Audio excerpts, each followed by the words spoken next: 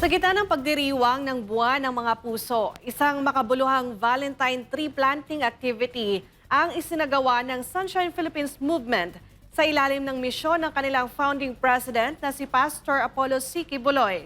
Sa halip na tradisyonal na regalo, mga punla ang naging simbolo ng pagmamahal sa kalikasan sa Liloan, Cebu. Narito ang report ni Charmaine Balagon.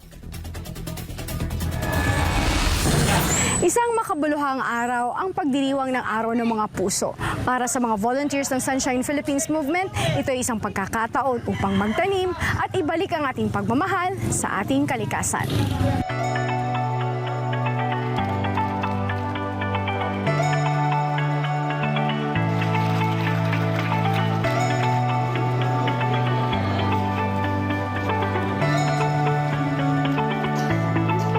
Kasama ang iba't ibang ahensya at mga volunteer, maagang tinahak ng grupo ang bulubunduking barangay ng Liloan na bahagi ng Central Cebu Protected Landscape, tahanan ng mahalagang watershed na nagsusuplay ng tubig sa lugar.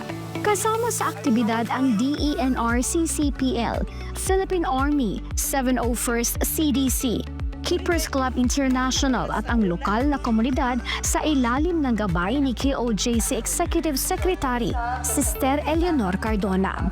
Ayon kay SPM President Brother Alan Tamundong, ang proyektong ito ay bahagi ng malawakang paninindigan ni Pastor Quiboloy laban sa epekto ng climate change.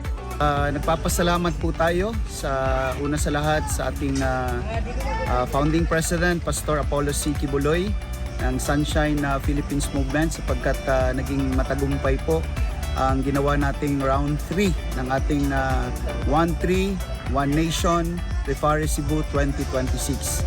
At itong round 3 natin ngayon, ito po yung kabuuan ng 3,500 seedlings po na naitanim natin mula tayo sa Cebu City at papunta tayo dito sa Municipality of Liloan. And soon, yung mga remaining pa natin na mga seedlings to achieve 10,000 seedlings for the year 2026.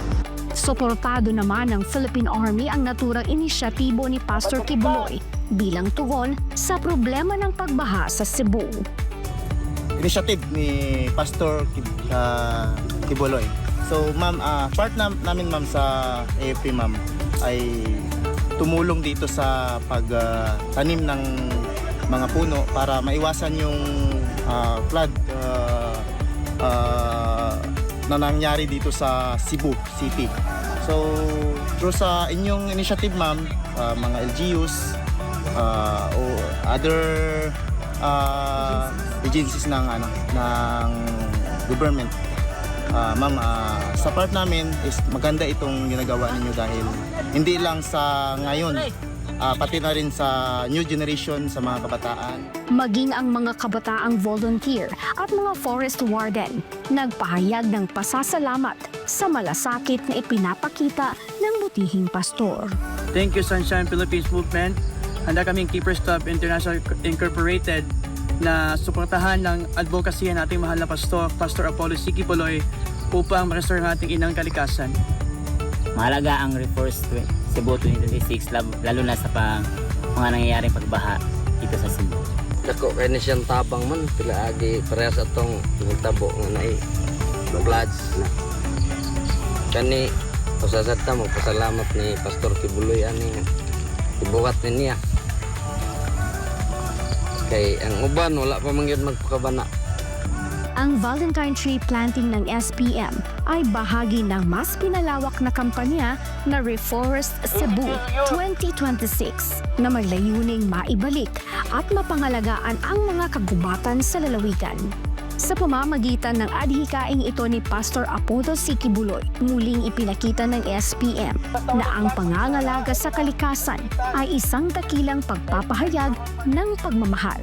Isang regalong magbibigay buhay at seguridad para sa kinabukasan ng lahat. Mula dito sa Barangay Tabla, Liloan, ako yung citizen correspondent Charmaine Balagon nag-uulat para sa Diyos at sa Pilipinas nating mahal.